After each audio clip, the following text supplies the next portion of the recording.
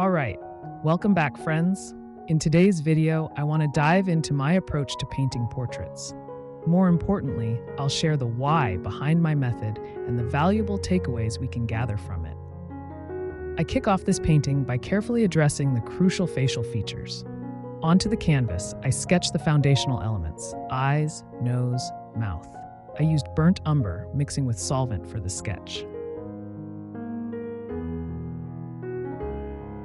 For this artwork, I'm working on a primed, stretched canvas. I added 2 more layers of the gesso. Check out how I prep my canvas here.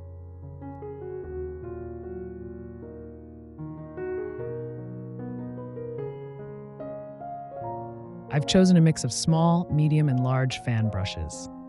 My oil paints are from Winsor & Newton Artist Series. As for the painting medium, I'm using refined linseed oil this time because I like the slow drying time.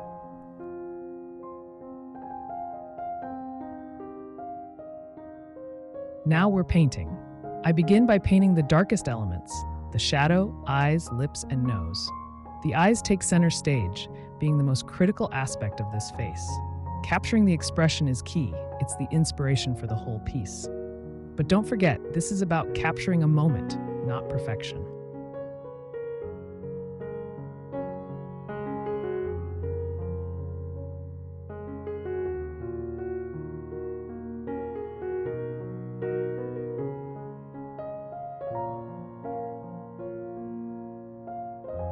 While I move through different parts of the face, I avoid completing one area before moving on. Even though realism isn't my sole aim, I strive to emulate the textures and imperfections of real skin. This involves building up layers, allowing imperfections to naturally occur, resulting in a more realistic and vibrant surface.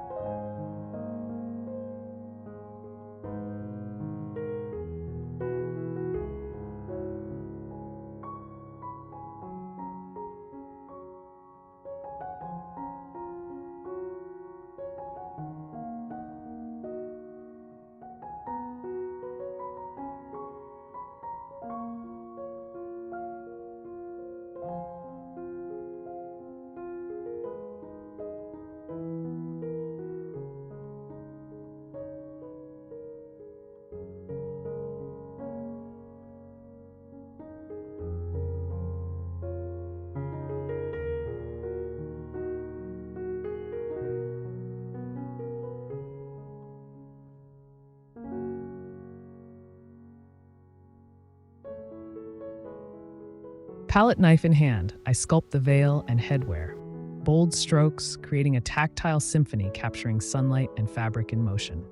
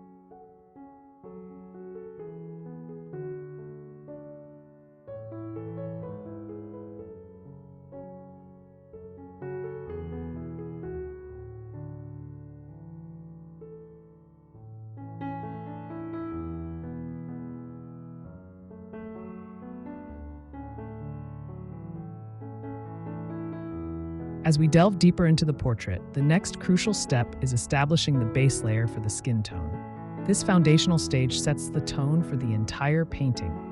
I begin by mixing my primary colors to create a range of skin tones, carefully considering the natural undertones of the skin, be it warm, cool, or neutral. Using a medium-sized brush, I apply this base layer evenly across the face, creating a smooth, uniform canvas. This layer is not just about color. It's about understanding the play of light and shadow on the skin, which will guide the subsequent layers. I ensure that this base is neither too thick nor too thin, allowing for subsequent layers to blend seamlessly. This step is like laying down the first notes of a melody, setting the stage for the intricate details and nuances that will follow in the layers to come.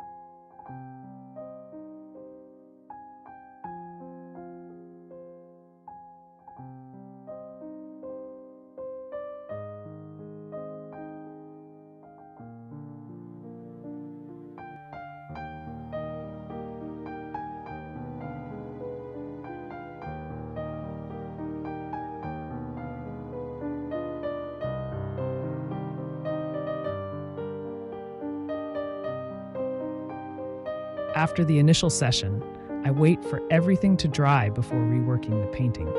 In the second session, I revisit the eyes, ensuring they're intriguing and the gaze is convincing. I add another layer of skin tones, tweaking only where necessary. Importantly, I don't bring every part to an equal finish. I direct the viewer's attention where I want it, considering the limited field of vision and focus of the human eye.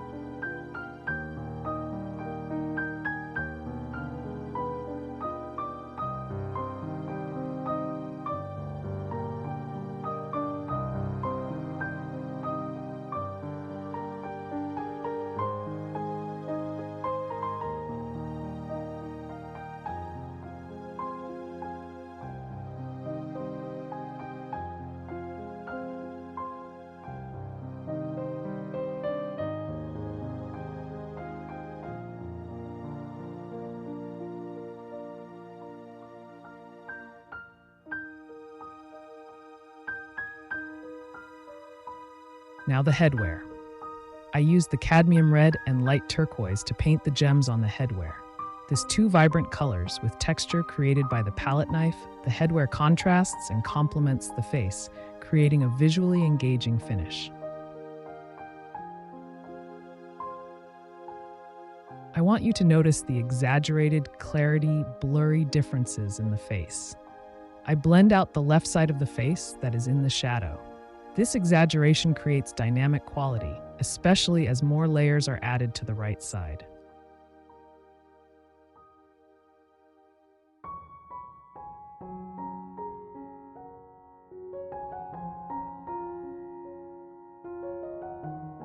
As we approach the culmination of our portrait, the detail brush becomes my instrument of choice. This is where the magic of refinement and subtlety comes into play. With delicate, precise strokes, I add highlights to areas where the light naturally hits the face, the ridge of the nose, the brow bone, and the cupid's bow of the lips. These highlights are not just about adding brightness, they're about giving life and dimension to the portrait. The detail brush also allows me to fine-tune the smallest features, like the glint in the eyes and the intricate lines that make up the unique textures of the skin. So, after adding abstractions and textures to the painting, some corrections here and there, I find the right balance between all the components. Painting isn't just about capturing reality, it's about breaking free from biases and expectations. To make a painting work, you've got to free yourself from reference material and preconceptions. That's the secret to creating something that's not only realistic, but captivating and unique. Thank you all for watching. Hit like and subscribe for more art tutorials if you haven't already. Until the next video, happy painting.